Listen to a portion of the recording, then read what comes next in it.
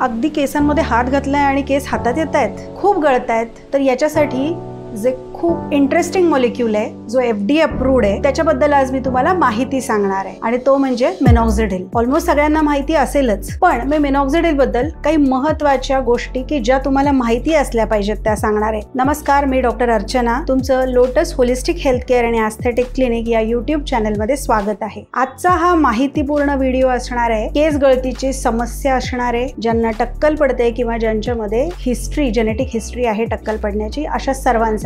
म्हणून तुम्ही हा व्हिडिओ शेवटपर्यंत नक्की बघा आणि तुमच्या मित्रमैत्रिणींना सुद्धा शेअर करा. आजकाल सगळ्यांना माहिती आहे केस गळायला लागले की मिनॉक्सिडिल वापरायचं. तर हे मिनॉक्सिडिल हे नेमकं काय करतं, कशासाठी वापरलं जातं? तर पूर्वी ब्लड प्रेशर साठीचं औषध म्हणून वापरलं जात होतं, पण कालांतराने लक्षात आलं की याच्यामुळे हेअर ग्रोथ सुद्धा होते आणि म्हणून हेअर ग्रोथ साठी मिनॉक्सिडिलचा वापर केला जातो. मिनॉक्सिडिल नेमकं करतं काय? ते व्हॅझोडायलेटेशन करतं, म्हणजे ब्लड वेसल्स असतात त्या डायलेट करतं. त्याच्यामुळे केसांच्या मुळाशी ब्लड सप्लाय वाढतो, न्यूट्रिशन आणि ऑक्सिजनचा सप्लाय सुद्धा वाढतो आणि त्याच्यामुळे केस गळणं हे पोस्टपोन होतं. म्हणजेच जी आपली नॉर्मल हेअर सायकल आहे, केस गळणं, केस कॉन्स्टंटली राहणं, वाढणं तो आणि काही काळ रेस्टिंगमध्ये राहणं, तर ही जी काही ग्रोथ फेज असते ती इलॉंगेट करण्याचं काम मिनॉक्सिडिल करतं. असंही दिसलंय की काही डॉर्मंट फॉलिकल जे आहेत ते पण रिॲक्टिवेट होतात. सिंगल हेअर स्ट्रँड जो आहे तो थिक व्हायला लागतो आणि त्याच्यामुळे स्काल्प फुल होऊन जातो, म्हणजे स्काल्प विजिबिलिटी जी असते ती कमी होऊन जाते. स्पेसिफिकली वापरलं जातं अँड्रोजेनेटिक ॲलोपेशियामध्ये, मेल पॅटर्न बाल्डनेस आणि फिमेल पॅटर्न बाल्डनेस याच्यासाठी. अनेक वेगवेगळ्या प्रकारचे हेअर लॉस असतात. कोणतं सिरम किंवा कोणतं इन्ग्रेडियंट असलेलं हेअर सिरम वापरायचंय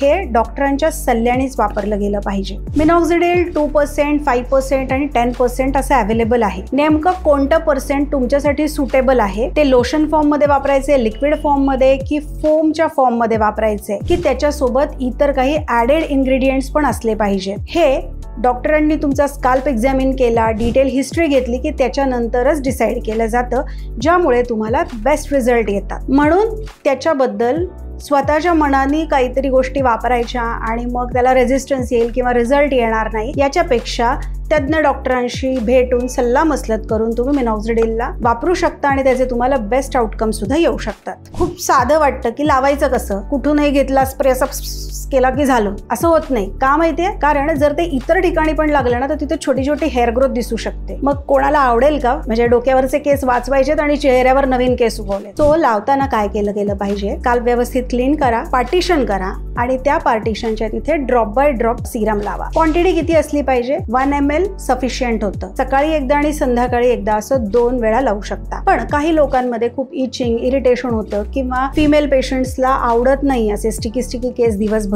तर असे लोक फक्त संध्याकाळी एकदा किंवा अल्टरनेट नाईट सुद्धा वापरू शकतात. लावल्यानंतर थोडासा हलका मसाज करा. इमिजिएटली हेअर वॉश करू नका, जेणेकरून 4 ते 6 तास स्काल्पवर ऍप्लिकेशन असेल असं बघा. इमिजिएटली त्याच्यानंतर लगेच तेल वगैरे सुद्धा लावू नका. काही लोकांमध्ये मिनॉक्सिडिल स्टार्ट केल्यानंतर हेअरफॉल वाढलाय असं वाटतं आणि मग ते लोक वापरणं बंद करतात, तर तसं करायचं नाही. इनिशियली थोडासा हेअरफॉल वाढतो, पण साधारण 6 आठवड्यानंतर तुम्हाला जो काही वाढलेला एक्सेसिव्ह हेअरफॉल वाटतोय तो पण कंट्रोल मध्ये येतो आणि तुम्ही जेव्हा 12 आठवडे व्यवस्थित वापरता तेव्हा तुम्हाला विजिबल रिझल्ट दिसतात. 6 महिने वापरायला पाहिजे, पण डॉक्टरांच्या सल्ल्याने तुम्ही लॉंग टर्म सुद्धा वापरू शकता. मिनॉक्सिडिलमुळे काही लोकांना स्काल्प इचीनेस वाटतो, ड्रायनेस होतो, फ्लेकीनेस होतो, डॅन्ड्रफ वाढलाय असं वाटतं. अशा वेळेला डॉक्टर तुम्हाला ओरल मिनॉक्सिडिल म्हणजे टॅबलेट फॉर्म मधलं मिनॉक्सिडिल पण देऊ शकतात. ओरल मिनॉक्सिडिल देताना डॉक्टरांना प्रॉपर हिस्ट्री देणं आवश्यक असतं, कारण ही गोळी काही आजारांमध्ये कॉन्ट्राइंडिकेटेड आहे, म्हणजे वापरली नाही पाहिजे असं सांगितलंय. मग हेअर लॉस साठी किंवा हेअर रिग्रोथ साठी फक्त मिनॉक्सिडिल वापरून उपयोग होईल का? तर नाही, त्याला एक होलिस्टिक अप्रोच पाहिजे. डेफिशियन्सीज काय आहेत आणि फक्त मिनॉक्सिडिलच आहे की इतर काही जे काही हेअर सिरम्स आहेत, रेडेन्सिल एक्सेट्रा एक्सेट्रा, त्यातलं कोणतं वापरलं गेलं पाहिजे हे ठरवलं तर तुम्हाला बेस्ट आउटकम मिळू शकतं. थोडक्यात काय, तर मिनॉक्सिडिल हे बँडेड सारखं आहे, परमनंट सोल्युशन नाहीये. म्हणून फक्त तेवढंच वापरतोय आणि माझे केस परत येतात असं काही नक्कीच होणार नाही. सगळ्यात इम्पॉर्टंट गोष्ट म्हणजे वापर करताना कन्सिस्टन्सी हवी आणि पेशन्स सुद्धा. मला असं वाटतंय मिनॉक्सिडिल बद्दल तुम्हाला माहिती सर्व काही मिळाली असेल, पण अगदी काही शंका पण असतील किंवा काही प्रश्न पडले असतील तर तुम्ही आम्हाला कमेंट बॉक्समध्ये नक्की टाका. अशा प्रकारच्या हेल्थ टिप्ससाठी आमच्या चॅनलला नक्की सबस्क्राईब करा. थँक्यू.